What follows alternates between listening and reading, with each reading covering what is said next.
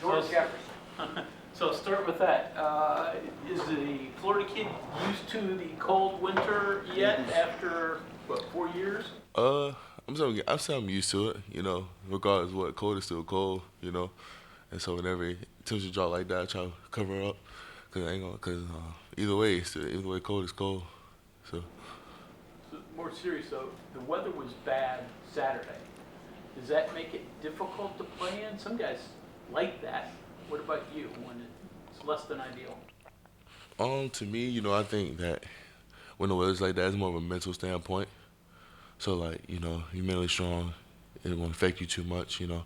But it also plays a key role when opponents come to Morgantown, you know.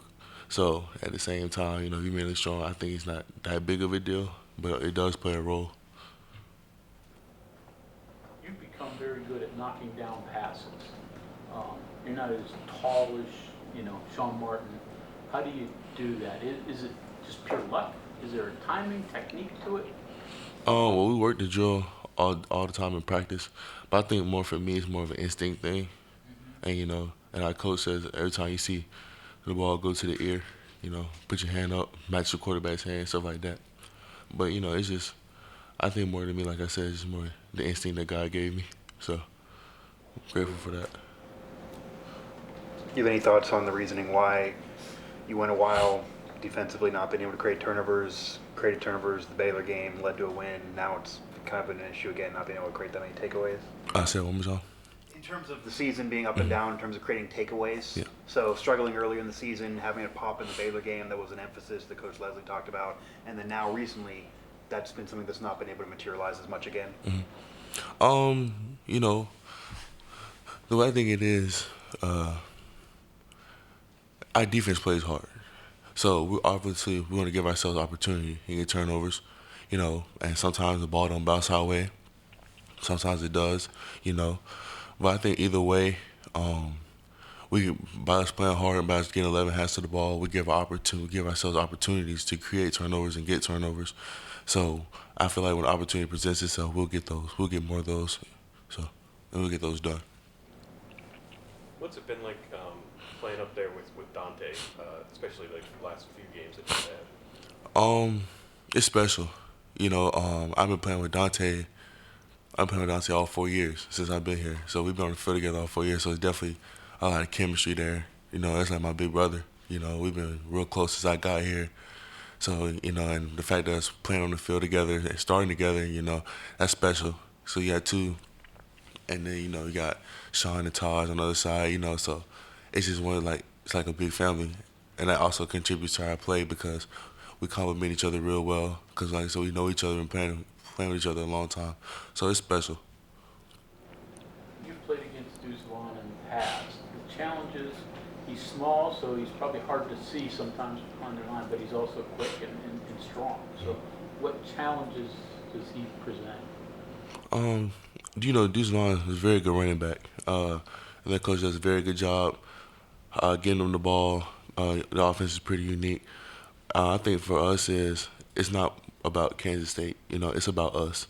It's about us playing the best that we could play, and doing our jobs, doing our assignments, executing our game plan. And I think we do that and play the football how we've been playing, we'll be fine.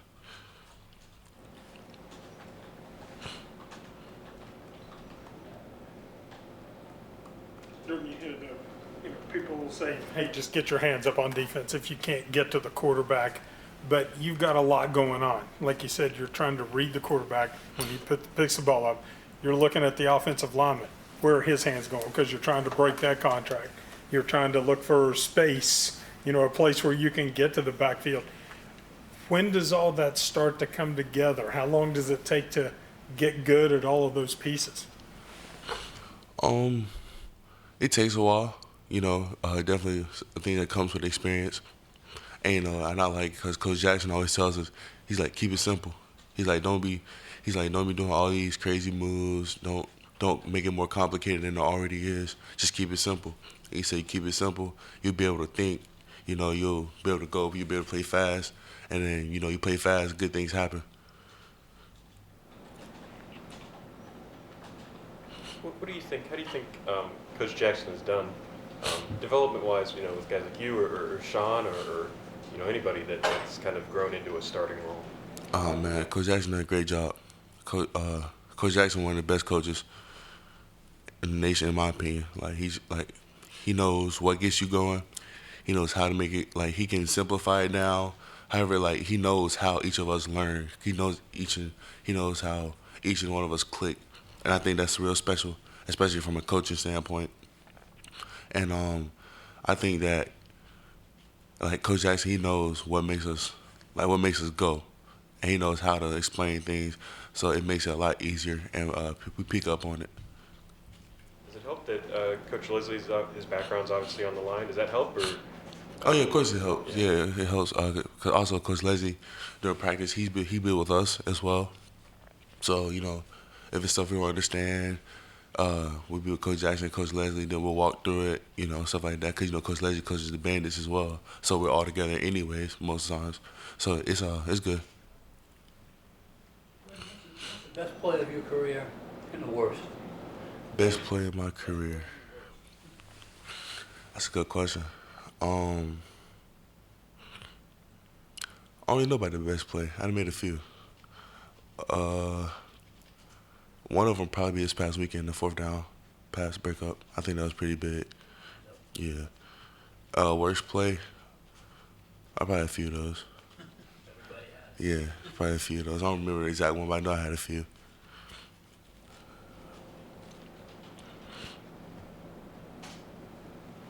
Is it ever frustrating as a lineman? You know, you can play extremely well and not really have the stats to that show it. Is it frustrating ever to know that you've played a really good game, but that if looking at the box score, nobody could tell or anything like that? I wouldn't say it's frustrating. It's all a part of the game and also all a part of my position. So basically, just gotta look at it, take it with a grain of salt. Basically, just because like every game's not gonna be that game, but when you do have that game, you just gotta try to stack it, try to match. So it's not. It's just one of those things. Like it is, but it isn't. That makes sense.